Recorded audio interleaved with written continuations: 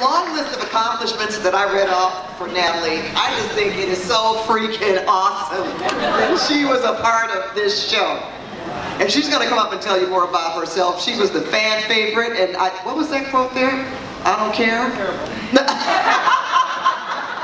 No, that shows why you're a boss, okay?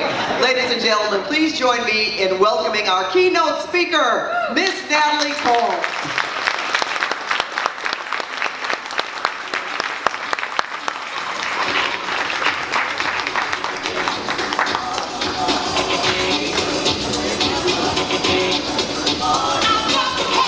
We can turn that up a little bit.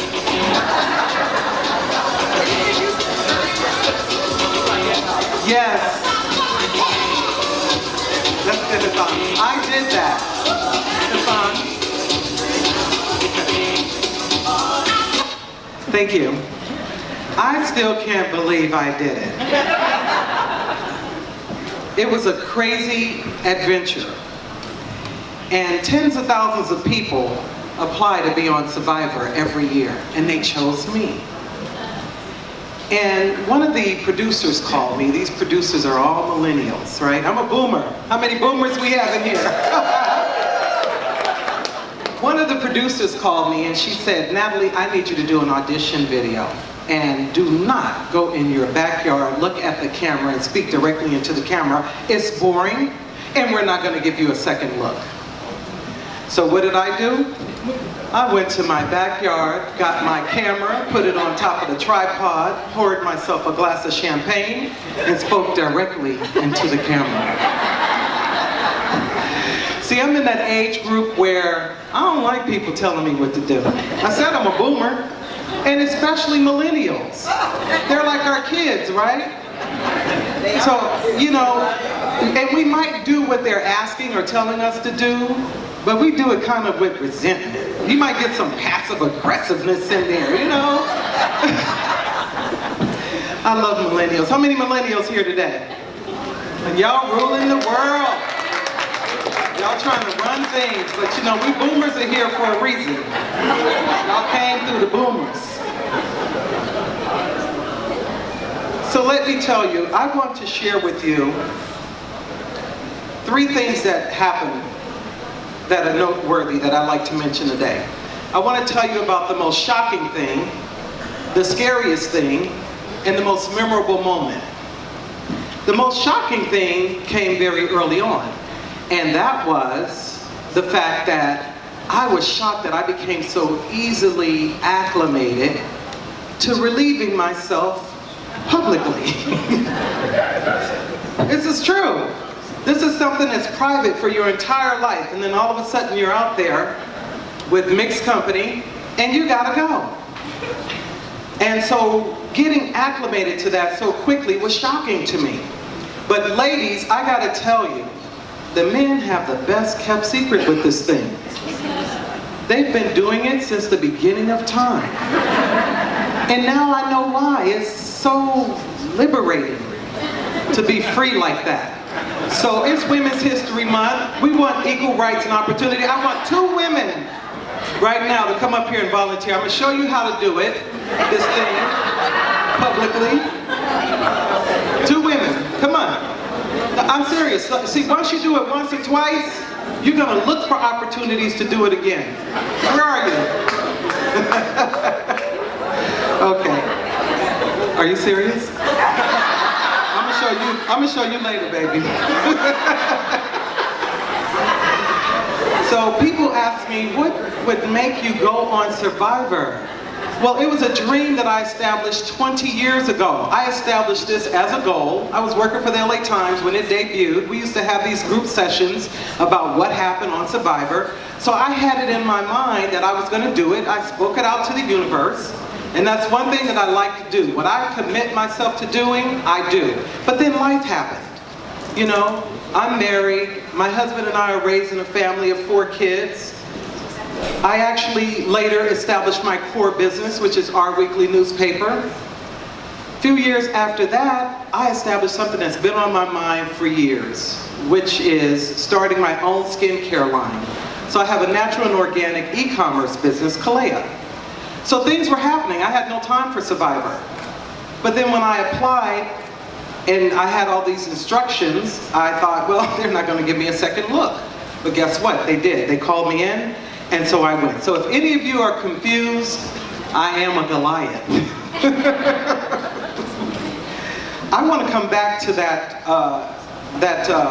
clip. It was really ugly. The clip was me actually, they have what you call confessionals, where they take you for a walk. Your other castmates cannot hear what you're discussing. And so they said to me, well, what is going to be one of your major challenges that you have to work through? And I said, well, you know what, I have this powerful presence. I said, it's my height, it's my size, it's my voice, it's my direct style of communication. That's going to work against me. Hey.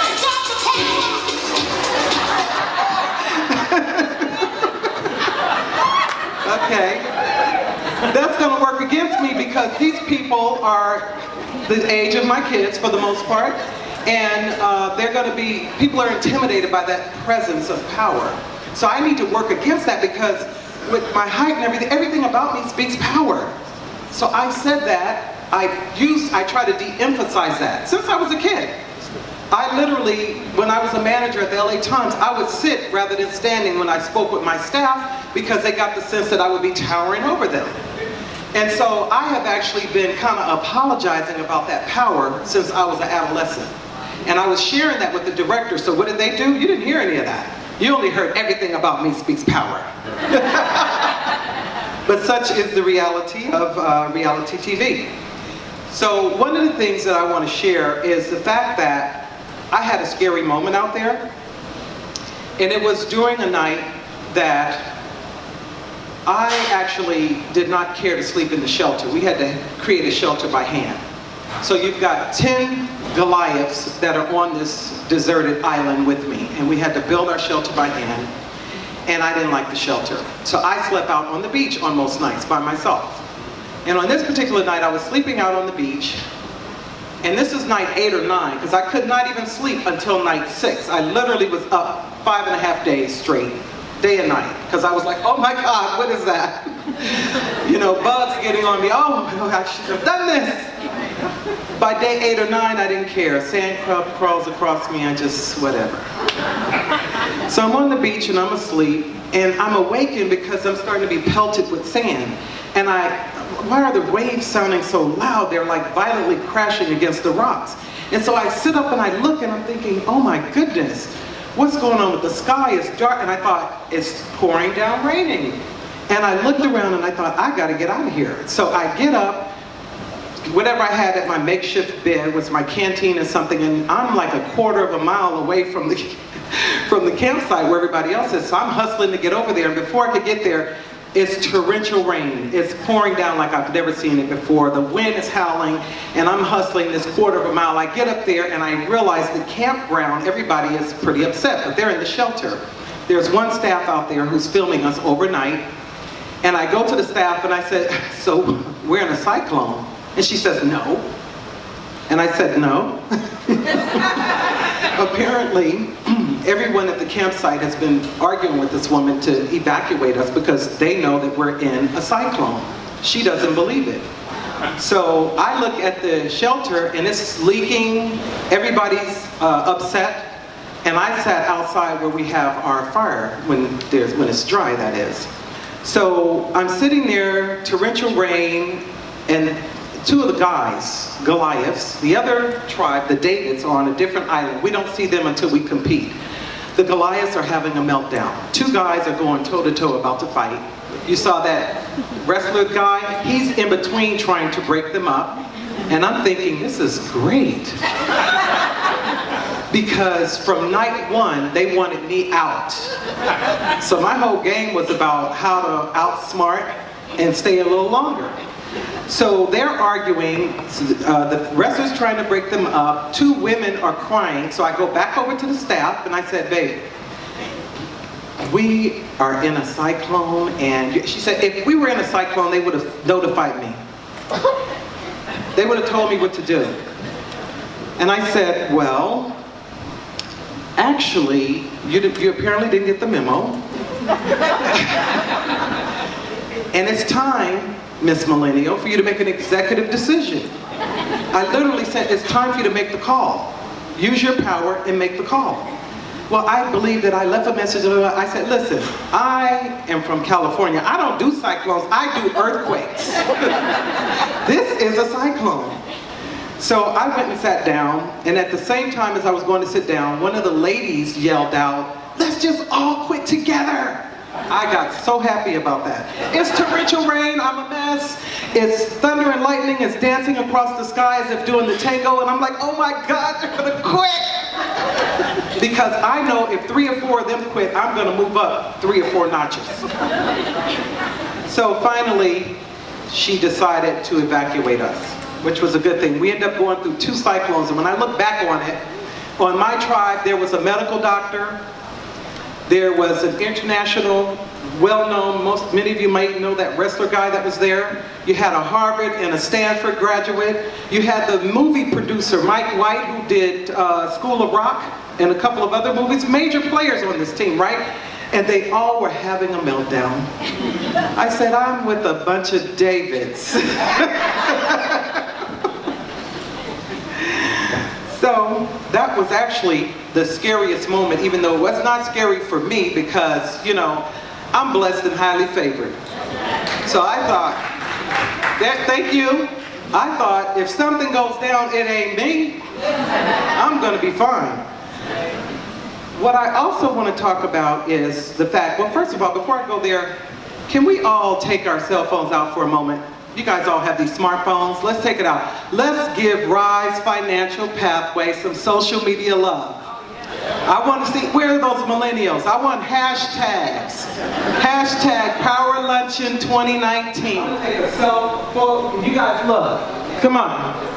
I'm gonna take my selfie and get you.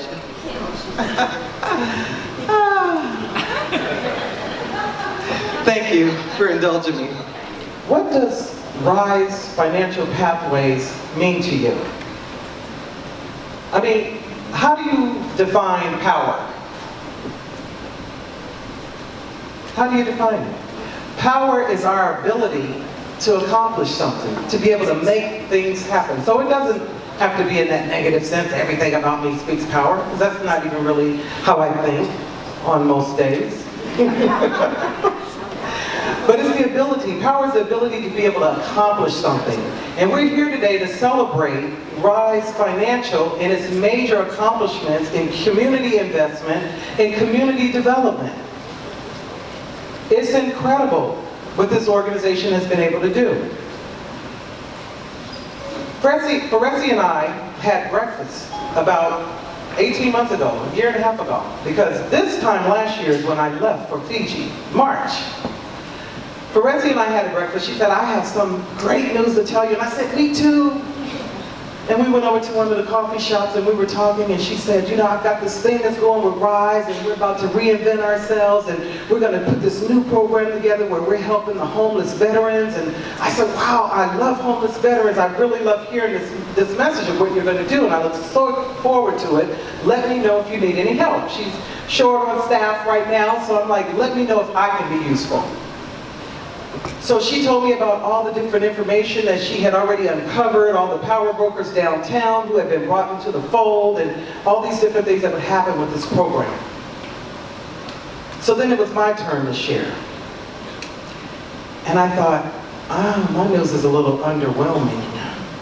Because how do you share with someone who has just told you that they have this major community investment and redevelopment piece for our homeless veterans, that your big news is you want to go on this reality TV program that you've been thinking about for 20 years. And so, because I was among friends, Foresi, I said, you know what the heck, I'll tell her, because that's the thing about friendships, right? You can be authentic, you can be transparent, and you can look silly. But it's okay because you're among friends, and they don't judge you in that way. So I told Foresi what I wanted to do, and she said, why? She encouraged me to do it, first of all, but she did want to know my why. I said, Foresi, it's something about me setting goals. I set that as a goal. It was 20 years ago when it first came out. I didn't do it when I was about 19 or so, 18. And I left the LA Times when I was in my 40s. And it was a blessing to be there when I was there. So the game of Survivor and the politics and the social aspects of that game is very similar to what you find in a corporate environment, in my thinking. So the next time Feresi saw or heard my voice, she said she turned on TV and she heard me on TV saying, "Everything about me speaks power."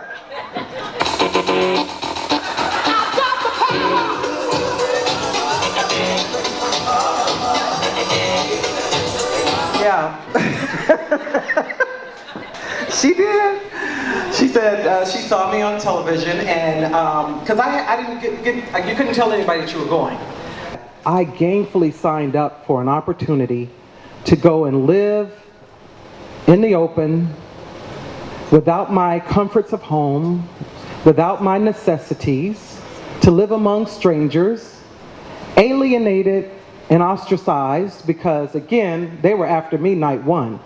So I'm alienated and ostracized, and I'm without the basic needs, and I'm out in the open.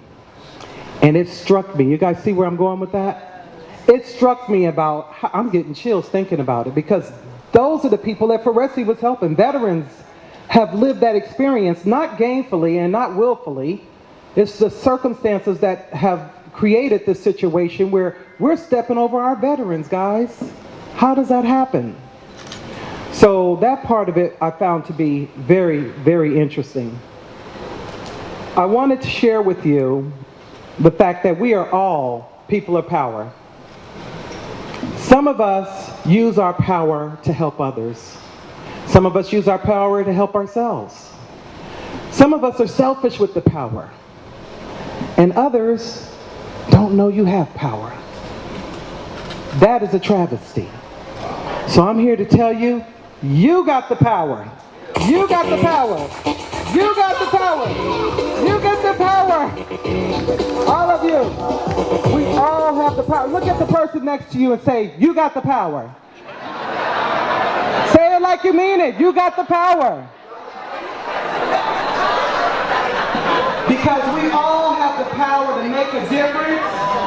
We have the power to define our lives. We have the power to stop, turn the corner, shift, make some changes. You have the power to reach out and change lives today. You have the power to change history by what you do today. Because today we are creating history. So we all have the power. Be real clear about that. The last thing I'm going to share with you is the most memorable moment that I have on the island. And this moment touched my heart. I was once again, I'm going to get down close here. I was once again sleeping on the beach alone. This is hunger night 14 or 15. I only had rice, a little bit of coconut, and I have an attitude. That I can finally sleep. So I'm on the beach and I'm asleep.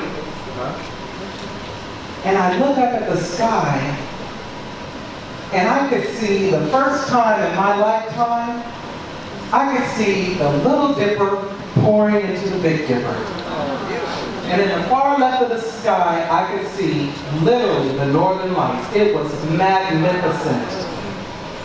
And I felt at that very moment, the entire trip was worth it. Because being in that space at that moment, seeing the beauty of what God, it looked like God just opened up a trap door from heaven and threw some diamonds into the darkness. It was magnificent. It gives me chills to think of that moment, and I just wanted to stay in that space and bask in it, because it was the most beautiful thing I've ever seen. And I yelled out loud to the top of my voice, "Way to go, God!"